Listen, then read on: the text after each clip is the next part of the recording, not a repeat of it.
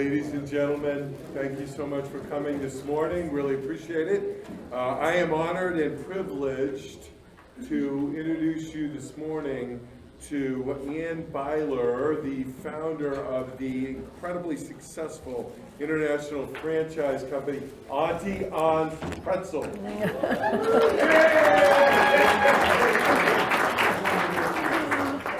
Anne and her husband founded Auntie on Pretzels in 1988. It currently has 1,200 franchises or locations on a global scale. She was named Entrepreneur of the Year by Inc. magazine. Think about that. I mean, that's amazing. She has been featured in Secret Millionaire, Oprah Winfrey Show, Good Morning America, Anderson, and Food Court Wars.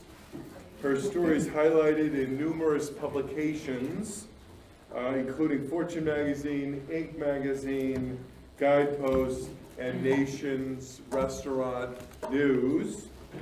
She's authored 2 books, Twist of Faith and Secret Lies Within, and speaks to audiences worldwide regarding her triumphs and trials in both business and life.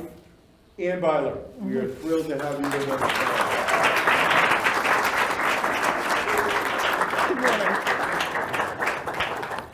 Yes, I need this. Thank you. Good morning, y'all. Good morning. Okay, I'm from Texas, so it's okay to use that word. I'm just saying, y'all. Okay, there we go. Now, if I was from Pennsylvania, I would say, hi, yous. I don't know. Which one do you like? I mean, y'all. Okay. Well, hey, it is great. Thank you, David, for the intro and for the opportunity that you have given us to be here this morning. I want to say thank you to, let me see, Tina. She picked us up at the airport yesterday all bubbly and just all happy. No, this morning at the hotel, she picked bubbly at 6:55, whatever time it was. And I was not quite so bubbly, but hey, I'm getting bubbly. How's that? A little coffee and an Auntie on Pretzel early in the morning. That'll do some wonders for y'all. So hey, it is really my pleasure to be here this morning, and you really have. There's just it's cold outside, but you brought with you a warm spirit. So I feel loved. I feel just a presence here that you have brought. Do you know that your thoughts, and you take your thoughts and your presence everywhere you go. Amen. So your thoughts, what you're thinking is what creates your presence. Yes. I'm sure y'all know that. But anyway, so your presence is beautiful, and I want to say thank you for inviting me to this event this morning. I want to introduce you and say thank you to Esther, my assistant. She's here she'll take care of you in the back there for any of the books that you may be interested in. Esther has been with me a year and a half, and I'm a little mad at her this morning. She's leaving me. So I'm looking for a new assistant, and maybe if someone wants to move to Texas, come on down. So, wow. Again, I feel your joy, I feel your love, feel the fun spirit here this morning, and I'm so grateful for that. I'm here this morning because of the power of grace and one really good man in my life. The power of grace. I mean, how many of us love it when people are gracious and they're graceful to us, right? And we all need that in our relationships, in our families, in our business, wherever we go, because we are an imperfect people. Yeah? Can we all agree with that? And the one good man in my life is my husband, Jonas, who has stood by my side like a rock for, we've been married over 53 years. No, okay. I'm just saying. You know, when you're married 53 years, that puts you in the old people category. You can't do it. It's just the way it is. So I'm grateful for Jesus and Jonas, the 2 men in my life that have kept me going in the right direction. I want to start by just quoting Psalm 40, verse 1 through 3. It is truly my story. It's in the Bible. I hope you found your story in the Bible somewhere. And it's 3 verses that totally describes my life. I waited patiently for the Lord, and He turned to me, and He heard my cry. And He lifted me up out of the slimy pit, out of the mud and the mire. And then he placed my feet upon a rock. And he gave me a very, very firm foundation to stand upon. And then he gave me a new song, a hymn of praise unto my God. Many will see, many will hear, and they will put their trust in him. My story for God's glory. I want to talk a little bit today about my personal journey. I started out well. Most of us start out pretty good. Not everybody has a good beginning, but I had a wonderful start in life. And then I want to talk a little bit about our great success with Auntie Anne's in the corporate world. And my success, my husband and I enjoyed more success than we ever would have imagined in our life. Never would have been able to dream or even think about what God had in store for us. And then Psalm 66, verse 16 says, "Come and hear, all of you who love God and you trust him. Let me tell you what he's done for me." I want to start by saying that years ago I read a book on, this book bothers me. I need to tell this right now so I can lay this down somewhere.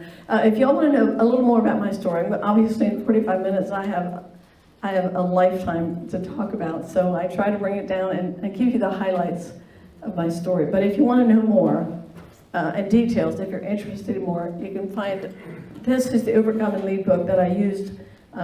In this book you'll find the principles that we used as we launched and grew Auntie Anne's stores. By the way, we're about 2,000 stores. I need to update the bio, I guess. But this is about overcoming myself as I grew Auntie Anne's soft pretzels. And then we have another one out there, it's called Secret Lies Within, and that's a book about the trauma that I experienced and how I was able to overcome that. So see us after I'm through here.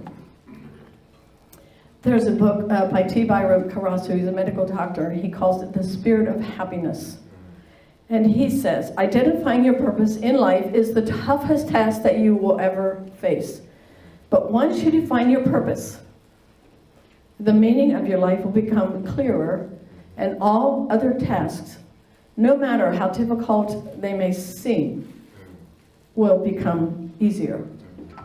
Finding your purpose is tough, it's difficult, it's a hard task to get to that place. What am I here for? Why did God bring me why did he put me on planet Earth?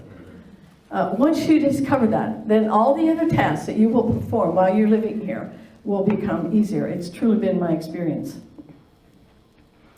I want to share a bit about the moment when my purpose became crystal clear to me back in 1991. It was during a mission service in our church. Auntie Anne's had been about 3 years old. We were in our, it was during that time that I really, all I ever wanted to do was to serve God. That's all I wanted to do. And I found myself in the big middle of Auntie Anne's. We grew fast.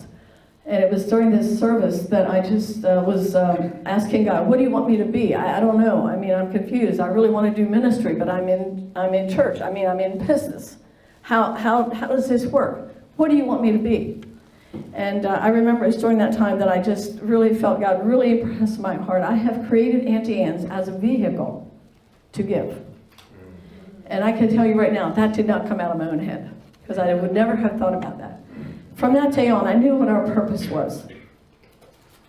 It was to be, Auntie Anne's was to be the vehicle so that we could contribute, be philanthropic, so that we could give to those in need. And that varied from time to time. But at that time, I became laser focused on my purpose and never once doubted after that my calling into corporate life. Up to that point, I'd been a housewife, a mom involved in my church and community, and I quickly found myself in the middle of corporate America, which I knew nothing, zero about. I was a little Amish farm girl raised in Lancaster County, Pennsylvania. So I knew nothing about corporate life in America, but I found out, let me tell you. I found out a lot of things I was surprised about. But I want to say, first of all, my heart, first and foremost, has always been to be a follower of Christ. And as followers of Christ, we have one common purpose. We all have this purpose. And that is to house God's presence in our bodies. I said our purpose from the very beginning, the moment you were born until wherever you are today in your life, His purpose for all of us is to house His presence in our bodies. We then take who we are into the workplace or wherever God places us. So we have a lot of things in common, folks. We're not so far apart. You know, God created all of us for a very, very specific purpose. A little bit about my background. I grew up on an Amish farm in Lancaster County. There were 5 boys and 3 girls, 8 kids, mom and dad. You know, sometimes when I go out and speak, people ask me if I'm still Amish.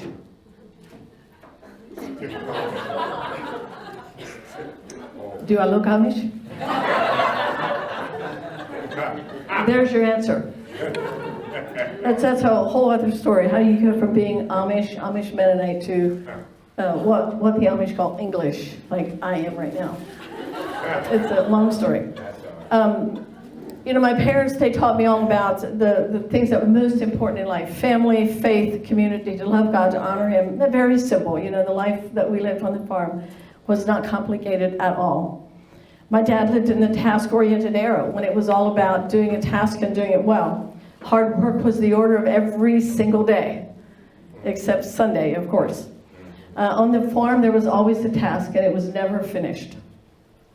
Today, we live in a very different world. We live in a time-oriented era. Y'all know what that means. So when you're looking for employees, they come in and do an interview. Before they leave your office, they want to know how many weeks of vacation they have, and what kind of perks do they have, and how many sick days do they have, right? It's all about time. Not right or wrong, but a very, very different era that we live in. And I believe that the time-oriented era has turned into the entitlement era. Yes, ma'am. So my parents really set me up to become a successful businesswoman, even though career was never ever mentioned. The word career was never used in our home. But I took everything that I learned on the farm with me as I embarked on my journey of Auntie Anne's. And I'm so grateful for my parents. They left me with a great heritage. I didn't get an inheritance from mom and dad, but I did get a great heritage, which I have been able to enjoy and see the benefits of that every single day of my life. They taught me to be a contributor to society, never looking for handouts. Always be willing to help out. Be a giver and not a taker. Did you know that research shows us that giving can be addictive? Does anyone actually know that? I mean, yeah, okay, I'm sure some of you do. Giving can be addictive. This is research says, when you give, it produces the same response in your brain as when you get high on drugs. Okay, I'll take the alternative. I'll do the giving. How's that? I'll do the giving. And I can relate to that. Not the drug part, but I can relate to the high.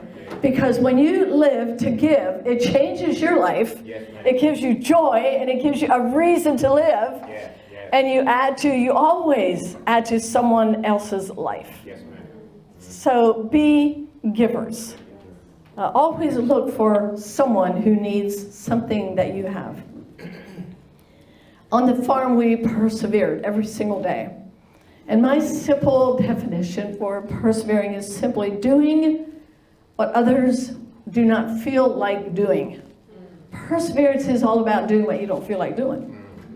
But I learned that on the farm.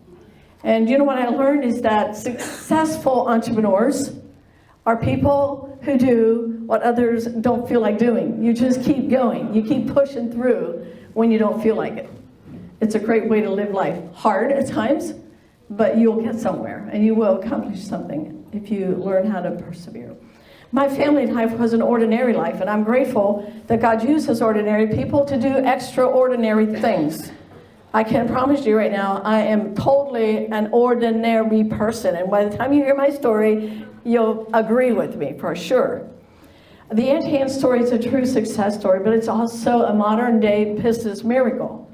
A miracle is something that simply defies the odds. It shouldn't have happened, right? A miracle is something like, wow, I can't believe that. It's unbelievable. According to the standards of this world, I was not qualified. And I can promise you there wasn't a headhunter anywhere in the world that would have come looking for Anne Beiler to be the CEO of an international franchise company. Nobody knew who I was. But according to God, I was qualified. And He came looking for me, and He knocked on my door. Wow. That's the kind of God we serve. He is so not limited in any way by your limitations. That's right. That's somebody's, He's looking at the heart and saying, I know that you can do what I want you to do. Please, please, you're qualified. According to His standards, I was qualified. In a nutshell, I love God. I made a pretzel, and the rest is history, which I will tell you. Now, success is an event that accomplishes its intended purpose. It could be prosperity, it could be fame. But I have to tell you that my greatest success is not the company of Auntie Anne's, but it's really Auntie Anne, the person. My greatest success has been overcoming me. And when you can overcome yourself, all your struggles and all of the things that you don't like about you and the things that you wish were better in your life and the things that overcoming oneself is a lifelong commitment that we make. But I can tell you, my intention was to be the very best Anne Beiler I could be, because I truly wanted to honor God in everything that I did. Success is hard work and making it happen. Y'all know that if you're successful. It didn't just happen, right? You worked very hard. A miracle is sitting back and watching it happen. And I've done both. I did the hard work and I watched the miracle unfold. There are many reasons I believe Auntie Anne's is a miracle, but the number one reason is because at a very young age, at 39 years old, I thought that life was over for me after the tragedies that we'd experienced before Auntie Anne's. As a young married Amish Mennonite couple, Jonas and I were living our dream. We had two beautiful little girls, Luana and Angela. Life could not have been better for us. We were very involved in our church, our community, and happily married, and we knew we were on our way to just living happily ever after. I mean, isn't that what we dream of doing, right? That's so not reality, right? How many of us know that? So during those days, we were not prepared for what was about to come and what was about to happen. But it was during that time that we experienced the death of our 19-month-old sweet Angie, Angela Joy. We called her Angie Bandy. And she was killed instantly on our small farm living next to my parents, as my sister Fi was hauling and loading and unloading sand with a bobcat, and she accidentally ran over Angie, and she was killed instantly. I remember the day like it was yesterday, even though it was many years ago. But you all know that trauma changes you. Trauma changes your life. Something happens that changes you from the inside out.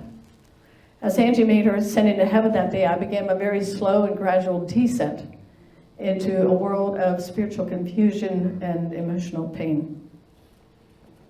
Her death took me into a deep grief that I never knew existed. My life had been quite easy and quite idyllic, and never experienced any kind of trauma, all 8 of us kids. I never experienced any of that on the farm. So when that happened to me, I didn't realize and even understand what an impact that would make on my life. Her death took me into a place of grief that I never experienced before. And 5 months later, my grief, which I was getting tired of grieving. There's many in this room, you understand what grief is. And over time, I got so tired of grieving and crying, like I should be better than this by now. 5 months later, I mean, I'm a believer. I know what God's word says, and I know Angie's in heaven. I mean, what's my problem? But I just couldn't get over it, which that's not a good line to use anyway. But at that time, I felt like I needed to get over it. I went to my pastor for help, and I knew that he would help me and give me answers. But instead, after I before I left his office, he took advantage of me. And I decided after that he told me never to tell anyone. And of course, you know, that's what abusers will always tell you. But it took me into a whole other world that I didn't even know existed. So I didn't know what happened to me that morning. But I can tell you, I knew it was not okay. And I decided when I left this office that I would never tell, and this would be my secret I would take with me to the grave. Bad choice. Bad choice. Just remember that. We all have choices to make every single day, many, many choices. That was one that almost killed me. I stayed in an abusive, very abusive relationship for over 6 years. I call it the dark world. I was introduced to the dark world. I knew it existed, but I didn't know anything about it. I didn't have the vocabulary to express my grief about Angie's death, but to tell the secret of the abuse was a secret. I didn't have a choice. I had to keep that secret. So the abuse continues, and I thought I would choke to death in that place. My husband and I drifted apart, and my secret was my very own secret. He never knew anything about it until almost 7 years later. The path I was on nearly destroyed me and depleted me from the inside out. I know there are some of you in the room that know exactly what I'm talking about, but I'm here to tell you today, you can change anything in your life that you need to have changed. You don't have to be in this place, all tied up in knots and in this dark place. The very soul of me died a little more every day, and no one noticed. My marriage died, my family existed in silence, but I survived. I survived. Obviously I did. I'm here, right? I love a quote by Dr. Richard Dobbins. He says, "The tragedy is not in dying, but it's what dies inside of us while we live." If you don't, yes, you all know what that means, when you feel just dead inside. And over time, I became a shell. The pain, the blame, and the shame kept me in this life for almost 7 years, and as a result, 25 years of severe depression, mild to severe depression. The pain, blame, and shame, and a life of secrets made me sick, body, soul, and spirit, weighing 90 pounds, and no one knew, and I would never tell, of course not. Why would I tell? I thought I could fight this battle all by myself. But alone we die. How many of us know that now since the pandemic? Alone we die. Connected we live. That's why we're here this morning. We were created to connect. Alone we die. Connected we live. This secret kept me isolated, alone, and nearly destroyed Anne Beiler. Trying to be a mom, trying to be a wife, trying to stay with my husband, trying to stay married.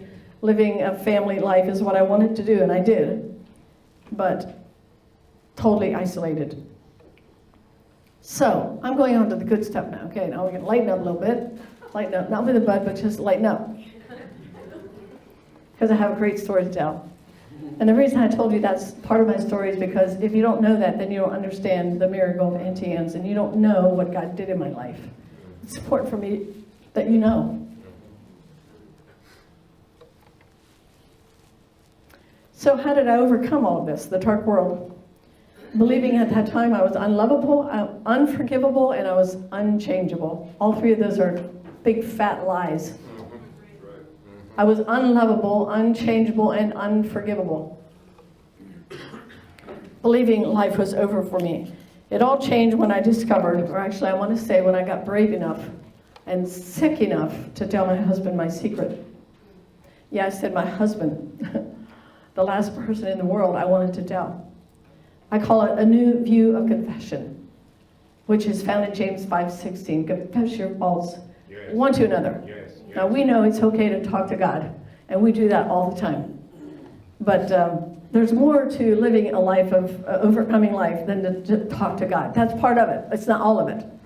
James 5:16 says, if you will confess, talk about your stuff, one to another, to each other, and pray for each other, then you'll be healed. Wow, what a concept. What a concept. I have a message, a whole seminar that I could do on this subject of confession. But that's about all I'm going to tell you this morning. It's an amazing concept. A small, short verse, powerful. It's a principle with a promise. If you will do this, if you confess, learn how to talk to each other about your stuff. Be real, be open, honest, transparent. Then you'll be healed. Otherwise, you carry this and you're sick your entire life. I went from darkness to light through the power of confession. God was very clear with me at one point to get up off my knees, which I did every single day. I wept my way through those 7 years. And said, go tell your husband. With every ounce of courage, at that time, my little teeny tiny little 90-pound little broken body and a mind filled with fear, I went to see my husband at his body shop. I made one very short confession. I was emotionless. I had no feelings left. I had few words left in my vocabulary because I was so full of guilt and shame. Very hard confession I made that morning.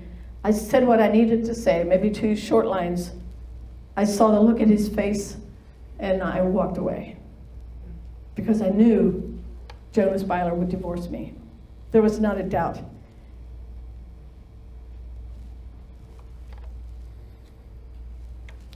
That's a great story, but I don't have time to tell it right now. You'll have to pick up my book. Sorry.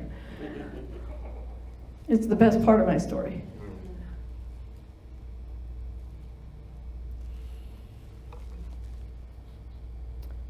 Y'all know that a good man is really important in your life. And y'all know that a good woman is important in your life. Yes. Together, you'll make it. Come on.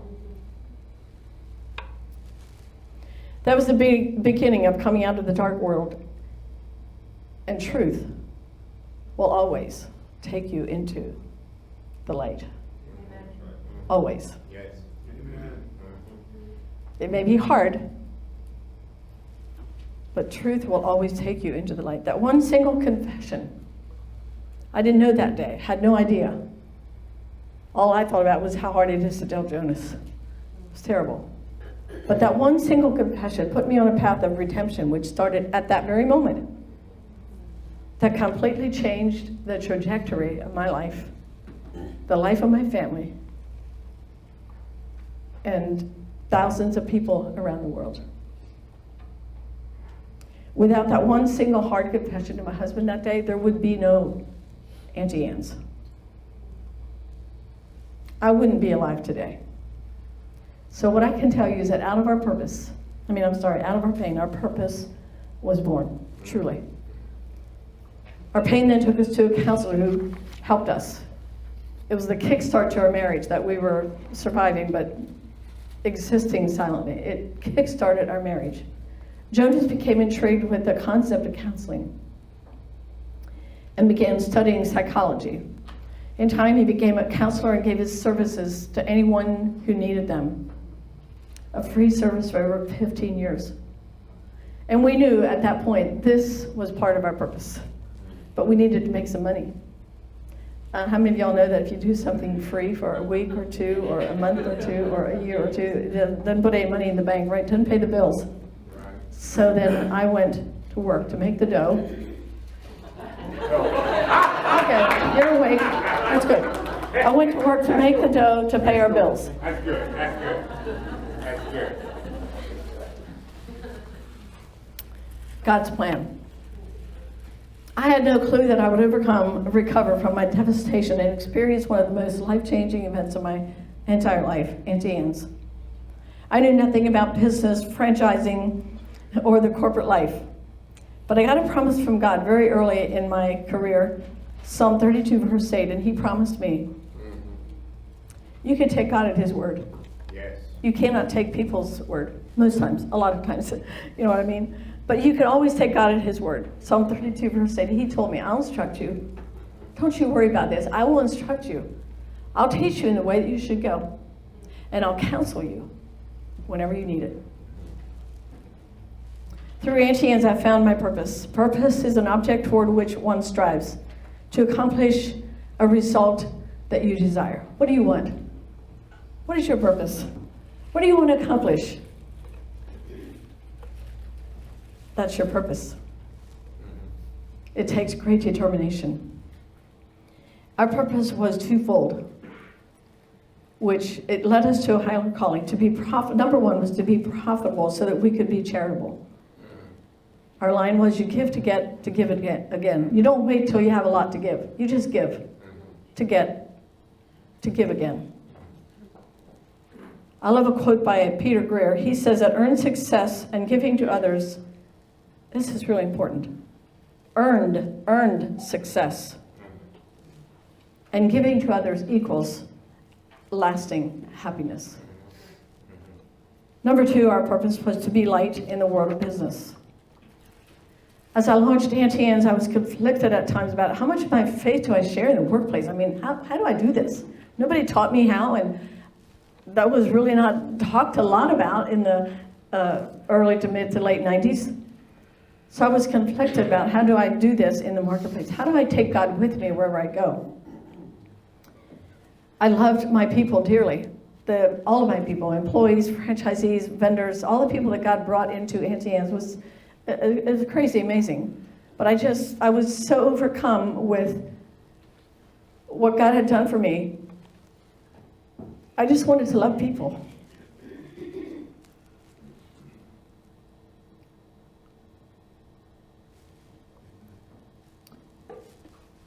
It's important for us to love one another. Yes, ma'am.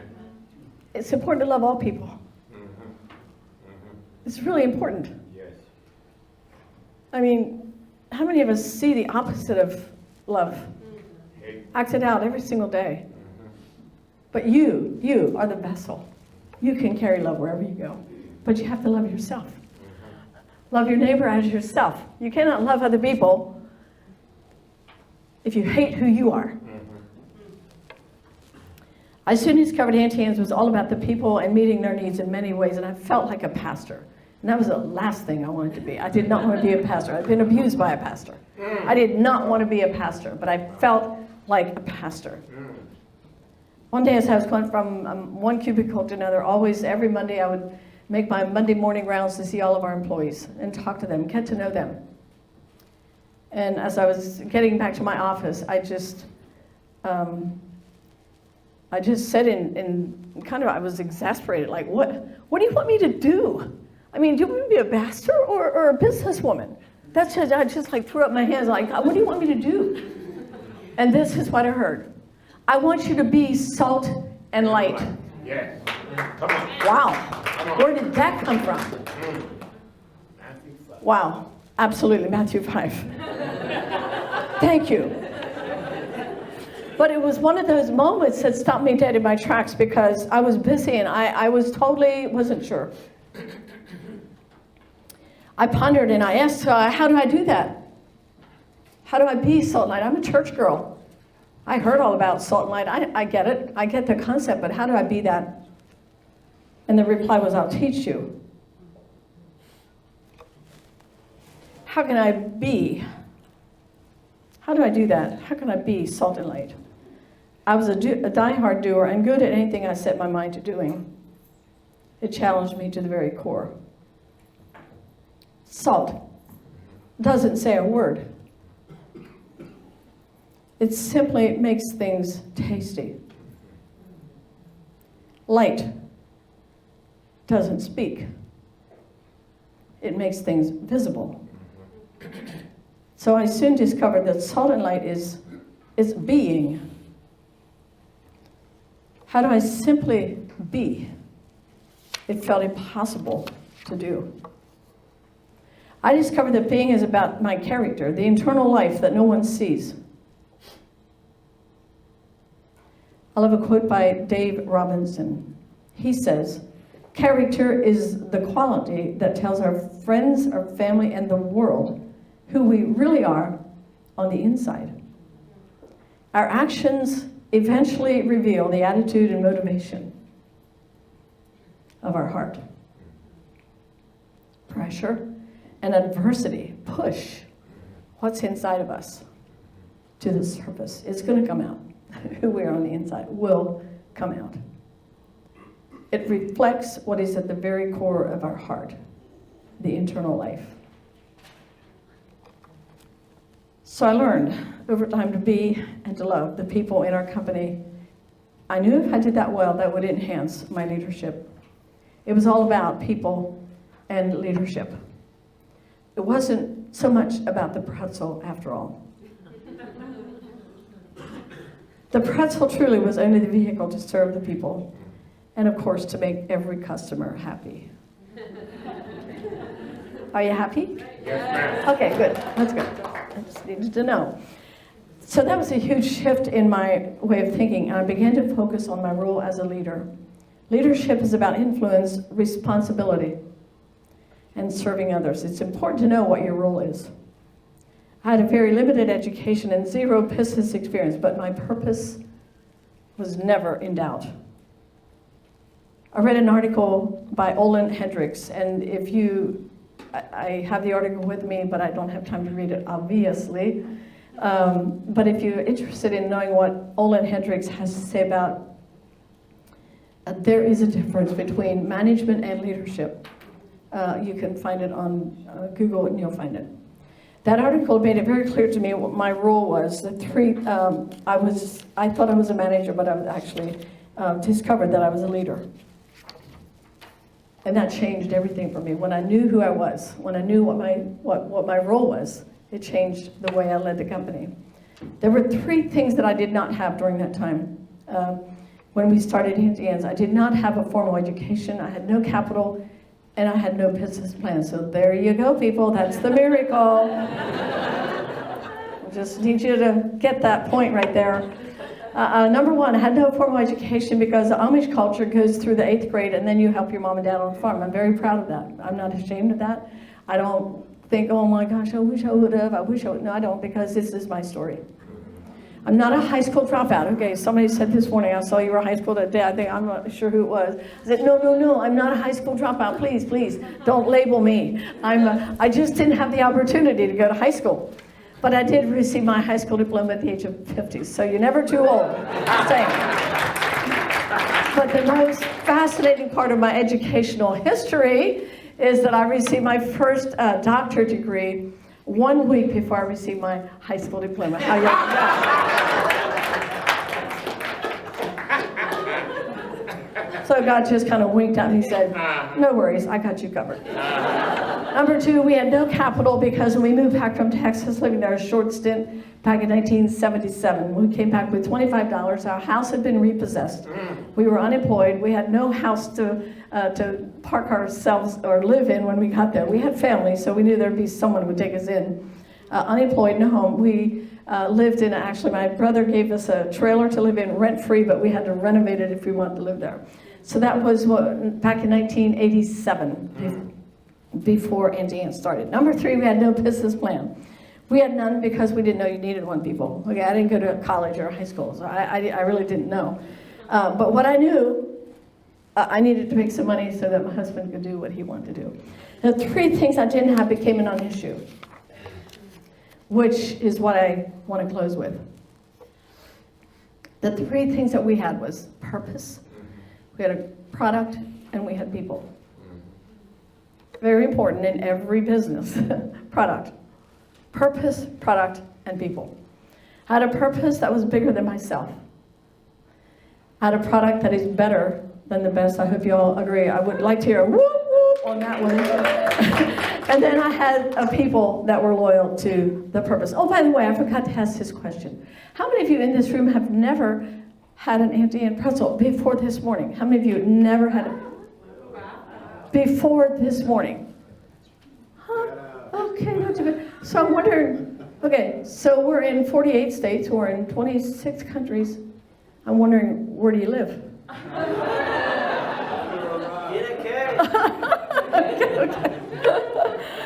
Okay, so when you discover your purpose, you will still face many obstacles. Living your purpose is not an easy life, but it's a fulfilling life, which I did on a daily basis. I made my rounds in the world of business and realized the 3 things I didn't have, oh my goodness, I realized out there with all the rest of the people, I should have had these 3 things that were so important. And the intimidation factor nearly overcame me. Everyone I met had more education than I did. They knew more about business, obviously. I was truly out of my league. But focusing on what we don't have or wish we had is wasted energy. Yes. Okay, I'm just saying. It's wasted energy and it creates fear. You shrivel up with fear. Focusing on what you wish you had. I wish I had, or I wish I was. I wish I did. Focus on what you have right now, Come on. and things will begin to change for you. Fear keeps us from fulfilling our purpose, but faith always moves us forward. Yes, ma'am. Face your fears, but keep moving. I was fearful and compared myself with everyone, and I whined about all of this a lot to my husband, not my employees, but to my husband. He and I both knew I was not equipped for this daunting task. But one day, Jonas, my husband, said to me, "Hun, why don't you just be who God made you?" I'm like, what a thought. Wow. And he said, first of all, you realize that there's no one in the whole wide world that God picked and called to be Auntie Anne. Like, that's a thought. Wow, okay, so that's who God made you. So since he chose you, then you're qualified. Stop comparing yourself with everyone else. Yes, yes. At that point, then, I decided to stop whining and put all of my energy into what I had. And I wanted to be the very best that I could possibly be, to maximize my influence. That clearly was my role. I knew we had a great purpose, we had a great product, we had great people. Purpose then gave me three things: the power to overcome any obstacle I faced, a passion that was unbelievable. Now I'm free. Now I'm free to do what I need to do because I'm focusing who I am and what I have to give. So my passion was unbelievable, and a position of influence. And I put all of my energy into those three things. The power to overcome. In 1988, we started Auntie Anne's with a $6,000 loan from my father-in-law. He was an old Amish guy, and he was wealthy. He said, "Auntie Anne, I'll give you $6,000 to start your store." And he did. Today, you would call them angel investors. I didn't know what that was at that time. I just needed a rich old Amish father-in-law to give me some money. And he did. It's amazing. That story's in my book as well. By 1992, we opened our 100th store. By 1995, we opened our first international store, which was in Jakarta, Indonesia. I didn't even know that Jakarta, Indonesia was on the map, folks. I'm sorry. I didn't know where that was. That's why we went there. Didn't realize it was halfway around the world. But the growth was fast and it was very intense for me. This little Amish girl could hardly keep up. And there were times I wanted to run away, literally. Auntie Anne stretched me to the point of personal, professional, and spiritual exhaustion. But I persevered. I learned early on that if we were to grow as an organization and to fulfill our purpose, then I, as the founder and leader, I was the example. I had to grow, professionally and personally. I had lots of adversity to overcome. I had to get over who I was to become who I needed to be. I read books on the subject of franchising, scared me to death. Leadership and management, what's this all about? Went to seminars and workshops, did personality profiles until I was totally confused about who I really am. So personality profiles are great, but don't do too many at once. All right, I'm just saying. I hired people who were experts in the industry. I learned the art of delegation, and over time I got comfortable in my own skin, and I became Anne Beiler, the businesswoman. I like her today. I know I am forgivable. I know I am lovable. Yes, yes. And I know I am changeable. Yes, yes. In that process, it became clear to me that Auntie Anne's was not about me. Okay, the business owner, I hate to break this to you, but it's not about you. That's right. It's about your leadership. It's how you influence. It's all about that. It's not about you. It's really all about the purpose for which you were created. To be light and to be profitable so that we could be charitable. Number 2, purpose will give you unbelievable passion. I love a quote by Dave Robinson again. Great leaders are anything but passionless.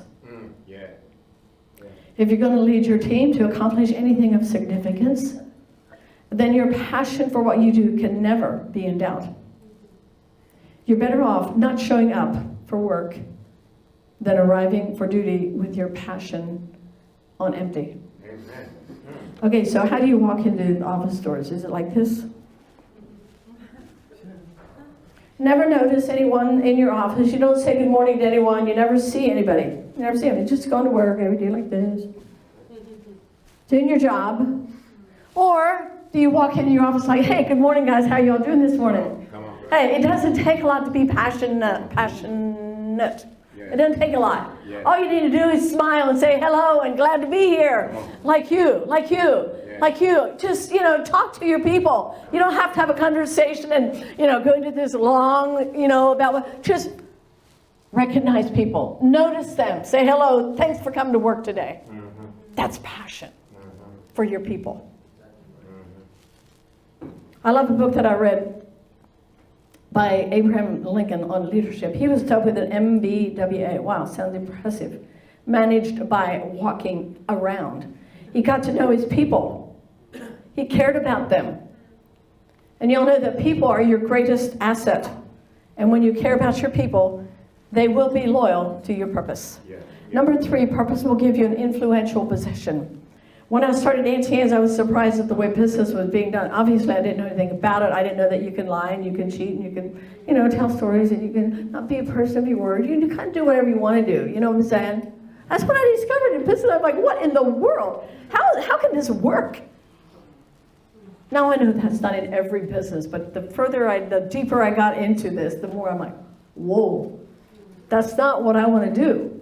And so we began then to notice and to say, Auntie Anne's, we want Auntie Anne's to be a light in the world of business. Now that doesn't mean that you're perfect and your company's not perfect, but it does mean that you're striving for excellence. So I took my position of influence to introduce the concept of light.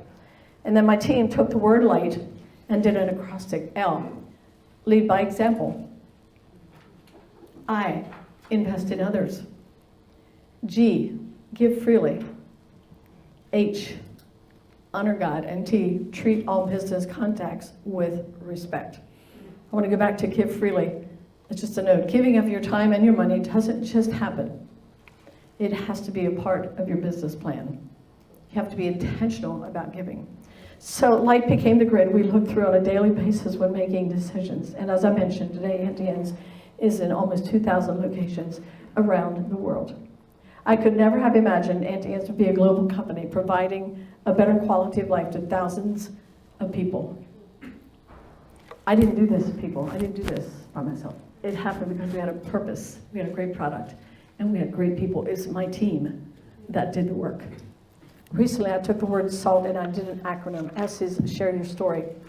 A is activate authenticity. Be real, be open, honest, transparent. Transparency, right? Okay, are you transparent?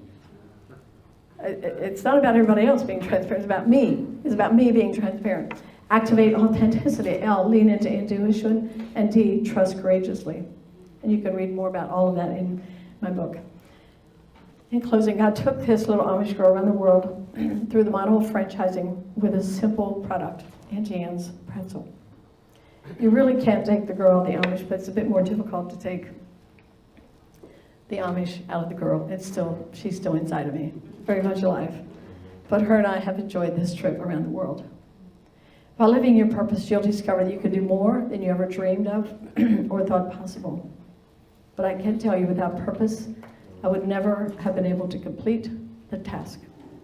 Today I know that with God, faith and perseverance, there is nothing impossible. All things are truly possible. Yeah. It's so true. Purpose will give you power. Purpose will give you power, passion, and a position of influence. What is your purpose? If you know what it is, you can answer that just like that. If you're not sure, you're like, find it. Find your purpose. Discover it, and not only will you be successful, but you will be effective. I love a quote by Mother Teresa. She said, you don't have to be famous to be effective. You just have to be faithful. I just revised that quote just a bit, and I say, you don't have to be famous to be effective. You just have to know your purpose. Your life's experiences and staying connected with God will guide you into your purpose. And when you find it, you'll know. Because it will have a profound effect on how you live your life with your family, your church, your community, and your world. My purpose gave me the courage to fulfill the task God had planned for me all along. It's pretty amazing to me. Every time I tell my own story, I could cry about it. Yeah. Like, it's just amazing. Yes, yes. All right, so he had this plan all along. And I can truly say, without any hesitation, all things are possible. Not only did God teach me in the way I should go, I'm humbled that in my pain, my purpose was being formed. And he walked with me every step of the way. So that one day, I can tell my story for his glory. Thank you all for coming out today. It's been my great day.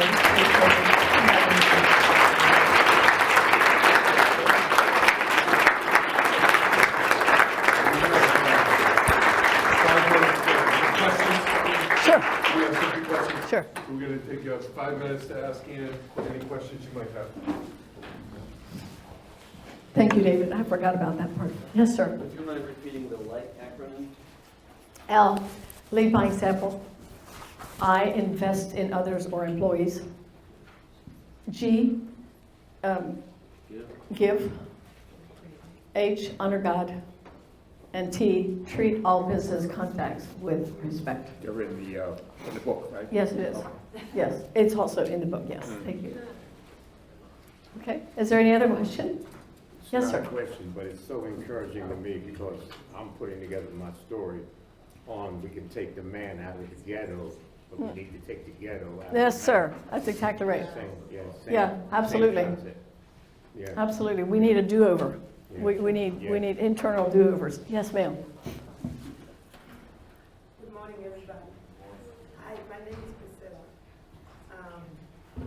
I started my own business 2 years ago, and working it all by myself with my money. But how do I get invested? Because now I'm like struggling getting it all together.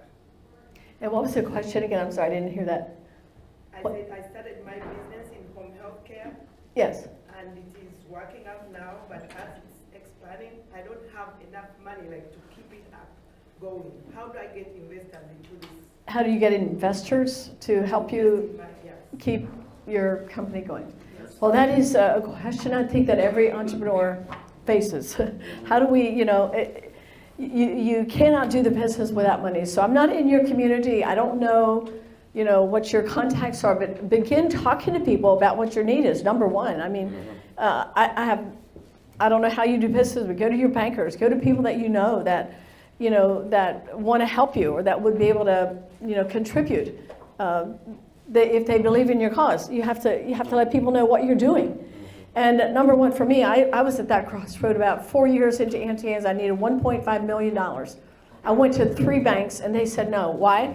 Because they didn't like my column of contributions. So they were like, no, we can't give you money. You're giving too much away. I asked God, what do you want me to do? And the answer came, just keep moving. And I had somebody introduced me to a very wealthy farmer in Lancaster County. I didn't even know the guy. So my point is, talk about your story. Tell people what your need is. And as I was telling people my need, somebody said, oh, I know somebody that he loves your pretzels. So I think he'd give you money. I'm like, oh, okay, wow. What's his name and what do I say? She said, no worries, I'll call him and I'll ask him for you. Over a cup of coffee, I got $1.5 million to keep Auntie Anne's going. He became my banker for about 10 years. So we face obstacles as business people all the time, but you gotta think outside the box because God lives outside of the box, not in the little box that we put him in. Come on in. Yes, ma'am. Where did you get the recipe? Oh, that's a whole story. It's in my book. I was going to take the pretzels off the menu because they were terrible. I bought a store that happened to have soft pretzels. This was not my idea. We bought a store at a farmer's market, and they were making soft pretzels, and we used their recipe, and like 8 weeks into it, I finally said, I hate these pretzels. They're not good. I'm taking them off the menu. We were doing pretzels, ice cream, and drinks. And my husband was with me that morning, particular morning. Otherwise, he wasn't with me every morning. That morning, he said, hon, before you give up, let me try something. He said, something my mom taught me in the kitchen. And he went to the store, got some extra ingredients. We added it to our recipe, and we stood there and watched the pretzels bake in our big old pizza oven, and they came out golden brown. And we stood there and tasted this product, and we're like, oh, oh, this is amazing. The rest of the story's in the book. Yes, sorry, in the back. So one of the beautiful things about the store is that it's very simple. Have you been tempted to diversify and get off track? from what you're Yes. doing? And why have you clearly not, so why have you not? Oh, we tried, we got off track. As a team, we decided to do another concept. Why? Because our franchisees, we were so successful with Aunt Dan's, they wanted another concept. So we did cookies. Like what? Cookies? I don't know. I was really never in favor of, but my team, you know, they said, sure, let's do it. We tried and lost $1.5 million on trying to do cookies. And we decided we need to stick with pretzels. Was that, what, you had two questions there. One was, Well, yeah, that answers it. okay, excellent. All right, thank you. Yes, ma'am. Hey, I just want to let you know when my mom from northern China first came in, he's very Chinese taste, and he went around the mall and everything. He said, I don't like any of the American Chinese food, and until we try your product, he said, finally I find something tastes like Chinese. She likes the chewiness, she Yeah. likes the sour part of it, so it's very good. So that's, I'm sorry.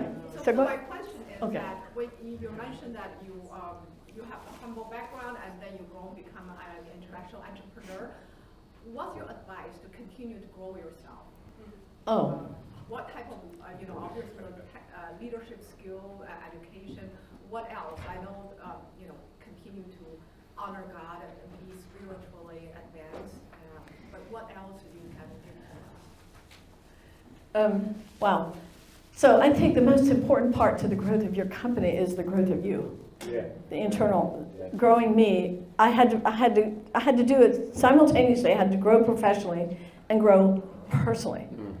If I didn't do that, I was lopsided. I'd become uncomfortable in the workplace. For me, what I did, I read books on the subjects that I was intensely determined to become all that I had to be. And I knew if I became all I needed to be for the company would grow. Now, I know that sounds simple. There's other facets to that, but as you grow, then you realize what you need, what you don't have.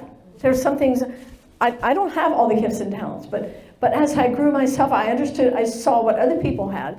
I saw their gifts, their talents. I'm like, wow, that's what I need in the company. So bringing people around you that know more than you do, didn't take a whole lot for me, obviously, but that have had experience, that are experts in the industry, bring those people around you, and they are part of the growth of your company, a big part of the growth of your company. So don't be threatened by people that know more than you. Come on, I need your help. So be open and honest, and yeah, all right. There was somebody in the back here, I don't know. Okay, yes, ma'am. So can you give some advice on how you can influence people, your workers, in current environment, everybody work remotely. All your team members are working remotely. How you influence them, how you keep the team together, how you can show your godly characters or introduce God to your team members. You know what? I'm going to say like two little words. Be kind. Be kind. And light-filled. Do you know that whenever there's a light, people are drawn to it? Yes. If this room is dark, I cannot see you. But as soon as the light is turned on, I can see you. Light makes things visible. Be kind. People will see that, notice that. They're attracted to just plain down kindness. Smile. Act like you care. Yeah, act like you care about others. It's not all about me. It's about you, my people. But I'm saying, these days people cannot see your smile because we don't work in the office. Okay, so you're not talking about Zooming and those kind of things. You're talking about just like... On the phone or something. Yeah. Sometimes we don't even on the phone. Everybody's just texting each other. I don't know. Okay, I understand. I know it's more difficult, but even on the phone, people feel your presence. Do you understand that? What I think when I walk into this room, if I walk into this room and my thoughts are, oh, man, I wish I wasn't here this morning. I mean, there's stuff going on at home. There's just, my thoughts are in a turmoil. I come into this room with those thoughts. My presence is not going to be happy, joyful, kind, loving. Right. It's how we think is what creates our presence. I can't stress that enough. I'll talk a little bit more about that in Overcome and Lead. I know that kind of oversimplifies the answer to your question, but honestly, kindness is attractive. Yeah. And people will pay attention to you when you're kind. Kind is not bossy. Read the love chapter. What is love? Okay, absolutely. I know. Yes, sir. To add to that, I would say love on them, for sure. However you can, love on them. It'll make a difference. It'll definitely make a difference. My question to you is, what would you say is your most challenging leadership endeavor, whether it be personal or professional? What would I say was my most challenging endeavor? Leadership endeavor. Oh, leadership endeavor. Personal or professional. I think for me it was recognizing what I am. Like, I'm not qualified. Admitting I don't know it all. That was probably the most, I didn't know that when I started Auntie Anne's, but I began to see that because I watch people like, oh, wow, they're amazing. So my greatest challenge was recognizing my need to become more, and then to actually overcome the things that were holding me back. Does that make sense to you? I mentioned a little bit of that, but that's my life. That's been my life. If I cannot overcome me and my struggles and my insecurities, oh my goodness, I'm sorry, yeah, exactly. So I can't stress that enough, that if we do the internal work, our life becomes more open, more free, more transparent. People are drawn to that. And when I was able to become more professional, I was able to become more professional because my personal life was growing. It's really important to grow the two at one time, but to be aware and to think about that and admit, I'm not where I need to be right now. So what do? Do we blame everybody else, or do I go inward and say, okay, help me become more? Okay? Great. Yes, in the back, ma'am. What role does your husband play in the company? He was very active in the company, in all of the meetings. When there was critical stuff going on, he would be there to help. But during that whole time, he was doing marriage counseling, seeing hundreds of people. And he had a staff of about 14 people. So he was very busy doing that, but he would always involve himself in the meetings. And he was always right about every decision he ever made. It's okay, I don't mind admitting that, because he's a great guy.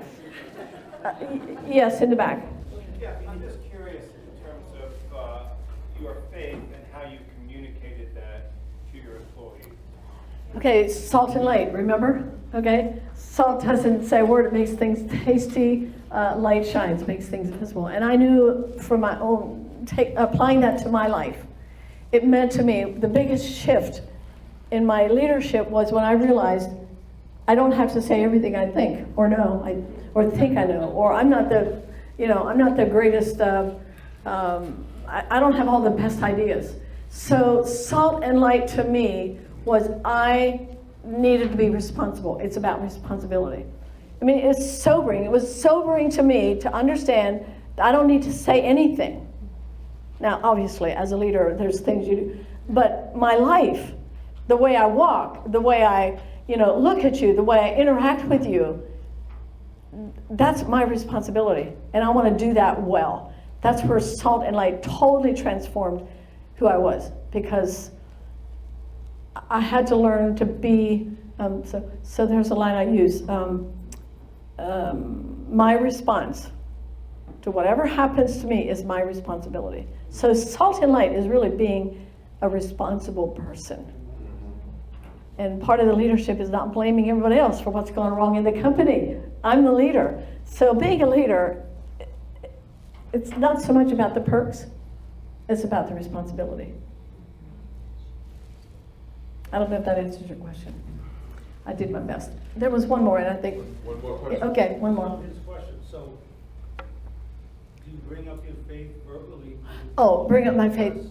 Oh, okay, that's part of the question. It's hard. Come out with your faith. Okay, right. Well, there's one thing about it. Your story is your story, right? So God has always been a part of my story. And I've learned to tell my story in very secular places I've learned to tell my story in the church. I've learned to tell my story in business settings. And, you know, I don't want to be offensive. So I just feel like God helps me to know how to speak and to be salt and light. Because truth, all of it comes from Him. You know, but I was able to, we prayed before every meeting at our company. You know, I always, you know, talked about God because He's a part of my life. What am I supposed to not say anything about Him? I mean, come on, people. He's part of my life. Okay, you can't take that away from me, but I can be obnoxious about that. You know, like I can be that way. But salt and light helps you know how to be tasty and helps you know how to live the kind of life that's appealing and brings people towards you. So yes, God was very much a part, and we often talked about Him. But I didn't demand anything as far as, you know, from them, like, this is my story and this is who we are. So, yes, ma'am. Okay, and then When this. you were first starting, it was probably easier to do that, but you see what happened now with Chick-fil-A or the In-N-Out Burger, all of that Yes. stuff, and the pushback today in cancel culture. Have you seen any of that? People coming against you, or not? Yes, I have twice now, only twice on Facebook, which I'm on Facebook, but I'm not, I have some managing that for me, so yeah, twice. It's shocking, like, wow, they wanted me to change my bio in my story. Well, okay. Well, I don't know, how do I change my story? I think in that situation, I believe less words is better, and I don't engage. Right, right. I don't engage. Right. It's not important. Salt and light doesn't engage in that way. Okay. All right, David, you said one more, and we did three more, so.